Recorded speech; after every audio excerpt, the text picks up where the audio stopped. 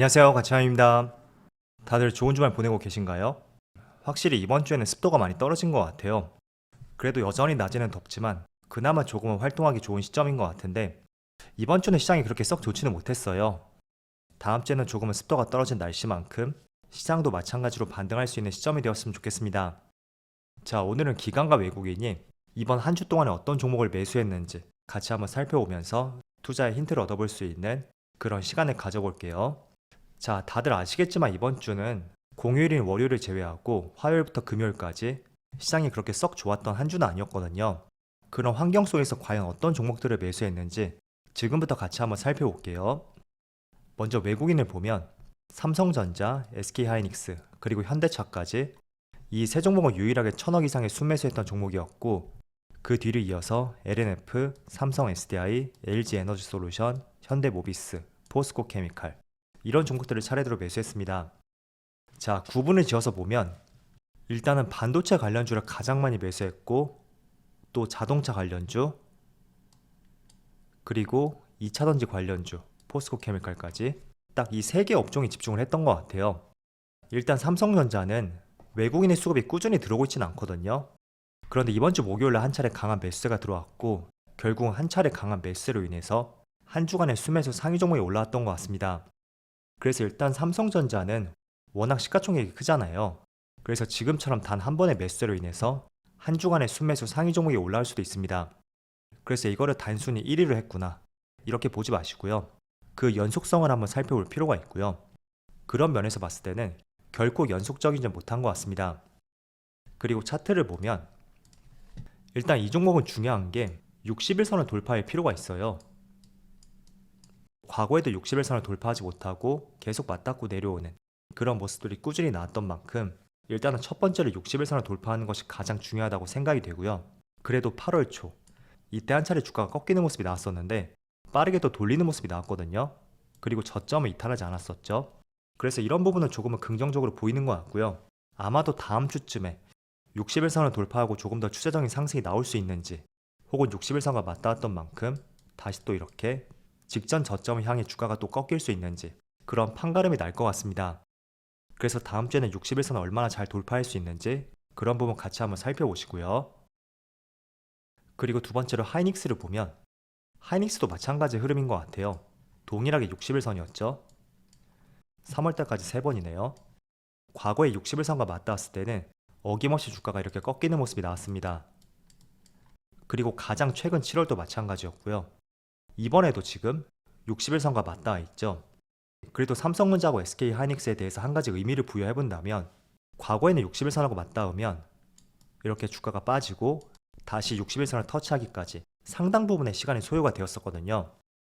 과거 3월달에서 5월달까지 두 달이 소요되었었고 또 5월달에서 7월까지 두 달이 소요가 되었습니다. 그런데 이번에 7월에서 8월까지는 한 달밖에 소요가 되지 않았어요. 그리고 과거 두 차례는 모두 직전 저점을 이탈하면서 이렇게 반등이 나왔었죠.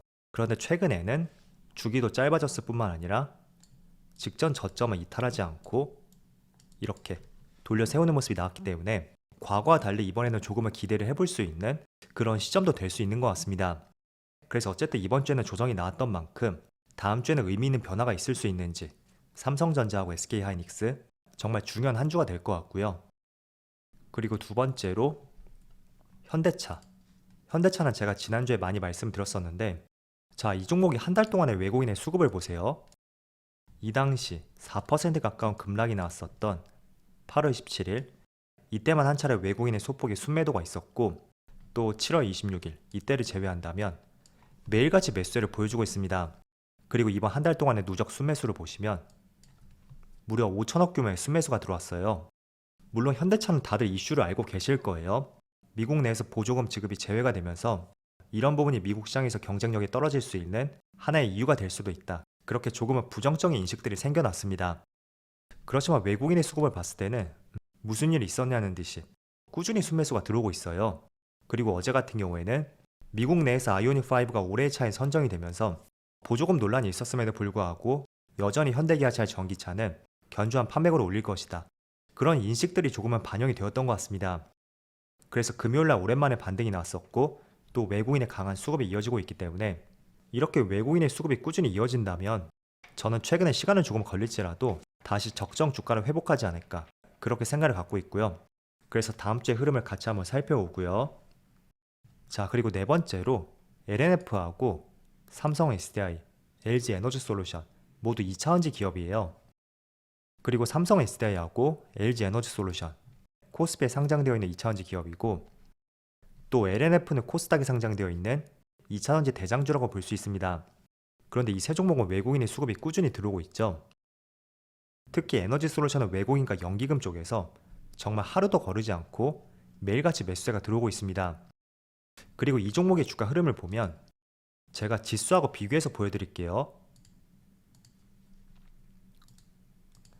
자, 코스피가 6월달에 급락이 나왔어요. 그리고 6월달 시작 가격이 이쯤이었고 지금 현재 가격은 이쯤이죠.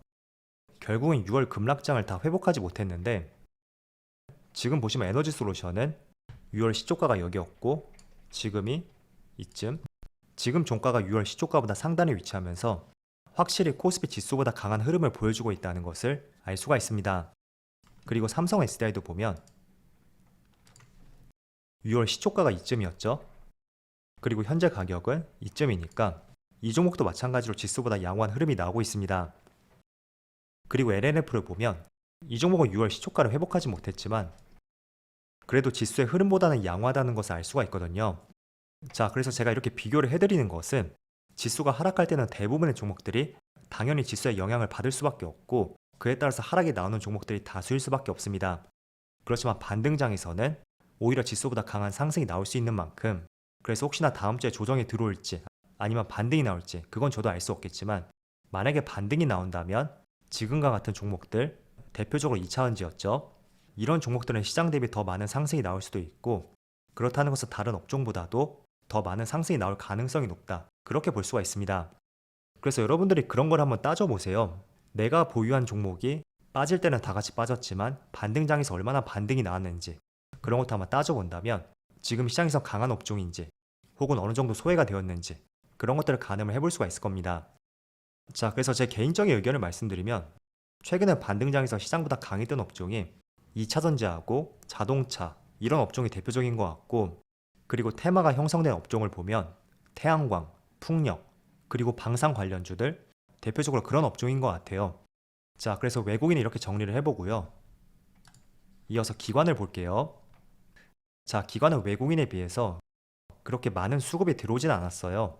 외국인은 1000억 이상 매수했던 종목이 3종목이었다면 기관은 한 종목도 없고 가장 많이 매수한 것이 바로 LG전자죠.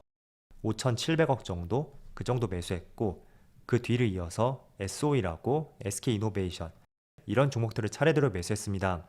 그리고 하이닉스하고 LNF도 매수했고 이 두 개는 제가 말씀을 드렸으니까 이렇게 세 종목을 말씀을 드려볼게요.